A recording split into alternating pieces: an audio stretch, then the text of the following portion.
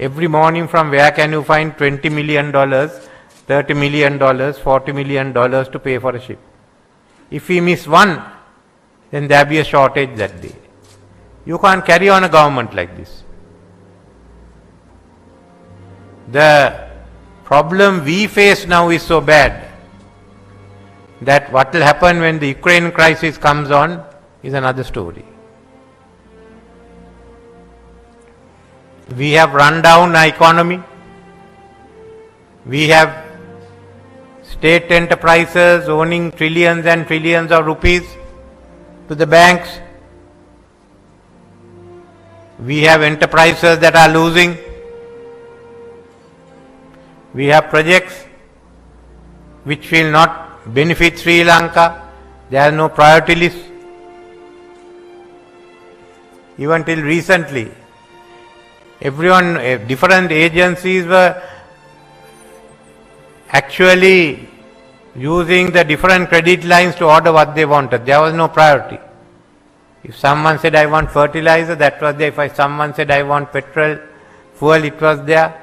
We had to establish a priority order and sort of centralize the distribution, the access to the foreign credit lines. So this is just a start of what we have to do.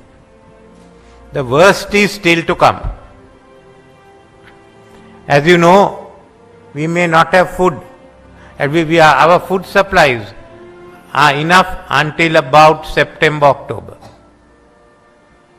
Because we didn't have enough fertilizer either for Maha or for Yala. Now we are trying to get fertilizer for the next Maha season. If we do, then we will certainly be self-sufficient by February next year. What do you do in between? As the economy fails, more and more jobs are being lost. More and more enterprises, big and small, are collapsing. This is what we are going for. Time will come when people may not eat 3 meals a day. If they survive, they may need 2 meals. That situation will come for some of our people. We have to avoid hunger. Is there an end to it? Well, we are talking with our other nations, the friendly nations, to get help. There is light at the end of the tunnel. But to ensure there are no earth slips while we go through the tunnel. That's the problem. We cannot get through this year by ourselves. We need a few $1 billion to come from outside. Otherwise this country cannot survive. We need to get that money. We have to reach out again to the people we rejected.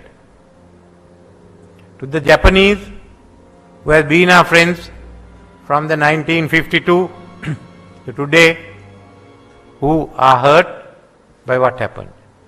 Which country rejects $3 billion worth of aid without a thank you, without even having a negotiation? Just say we don't want it. Then how do you bring back confidence with those people?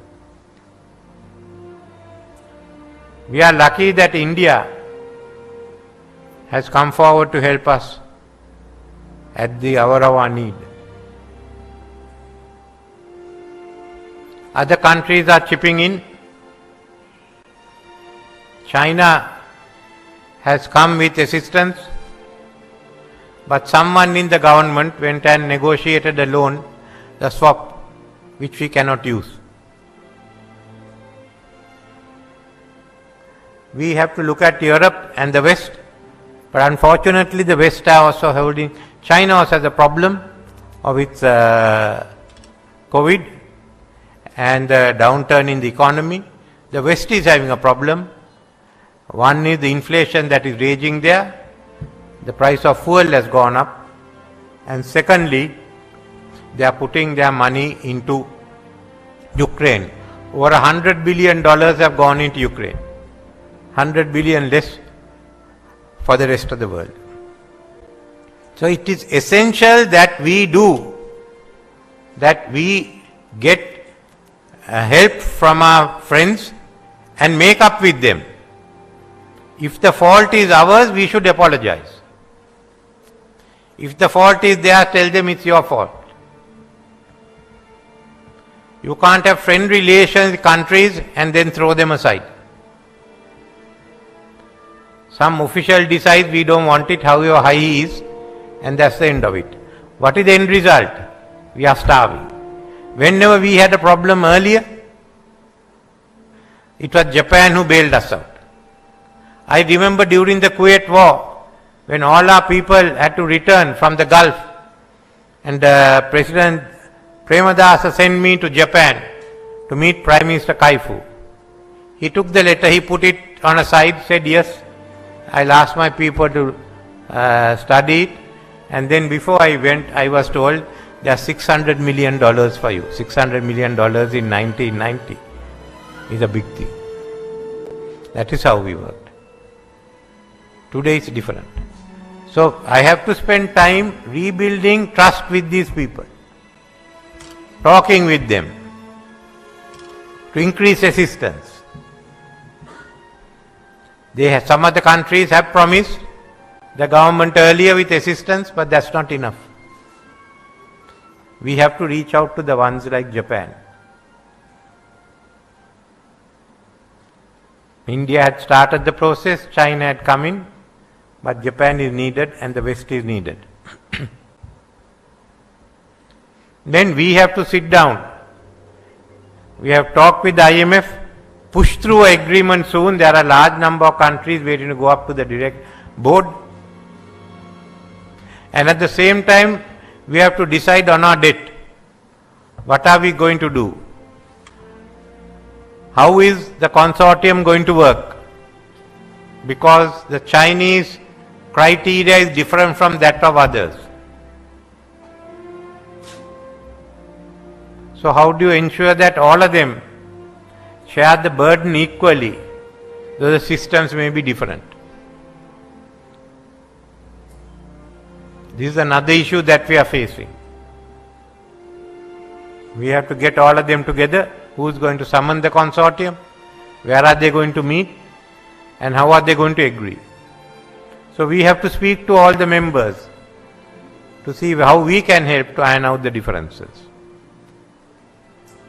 So this is the situation we are in. To go forward, we need their help.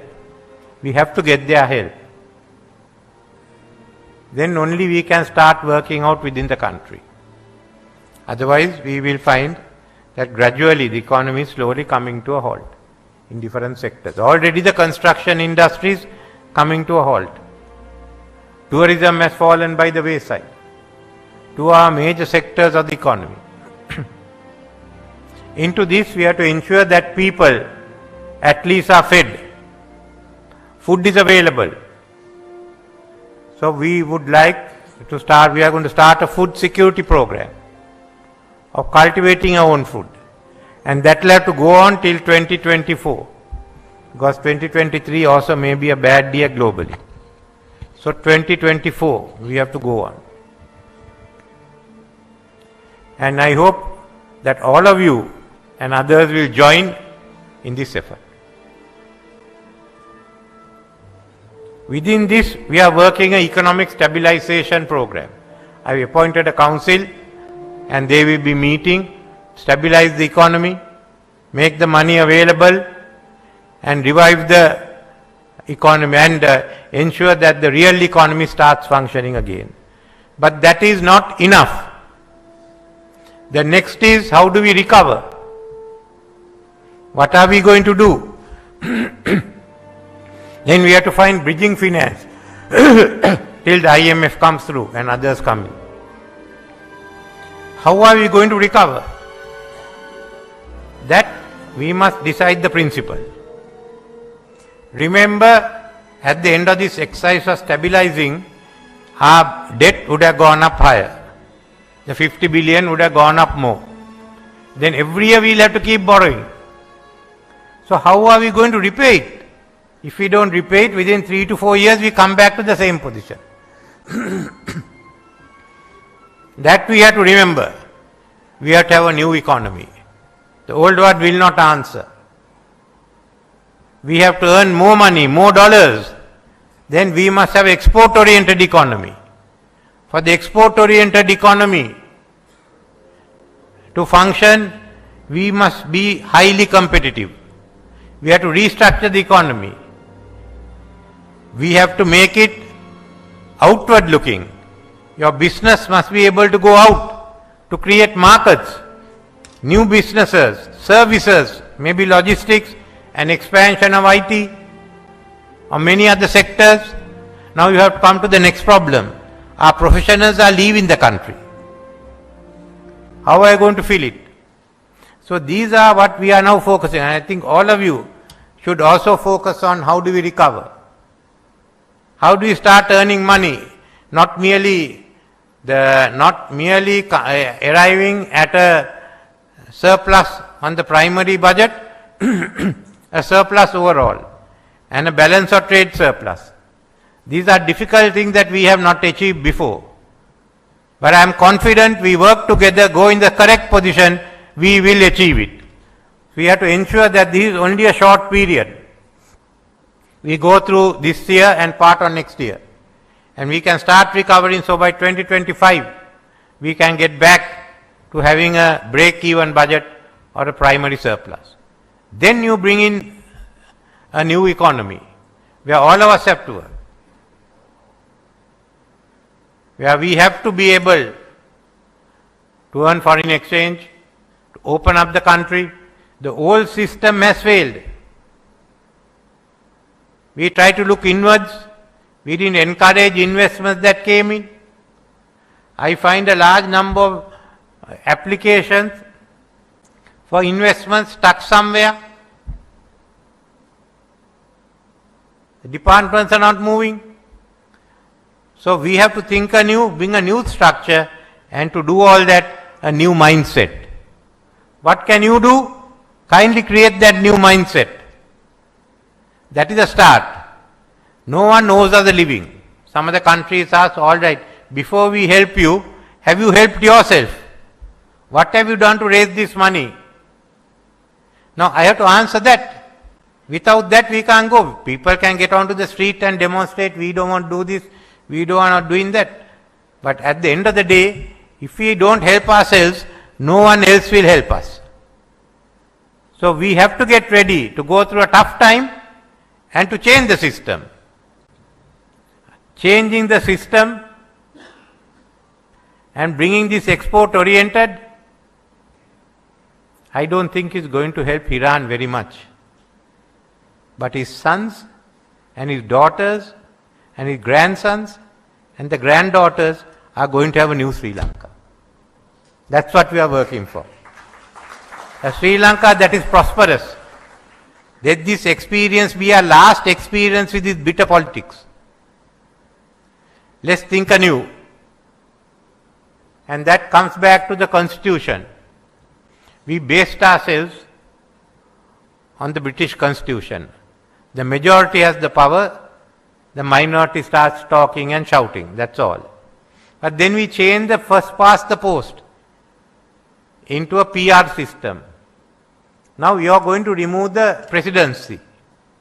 Then do you want to go back to the English system, the Westminster system, or do you want to have one in which there is more cooperation, like the old Donamo system, the state council system?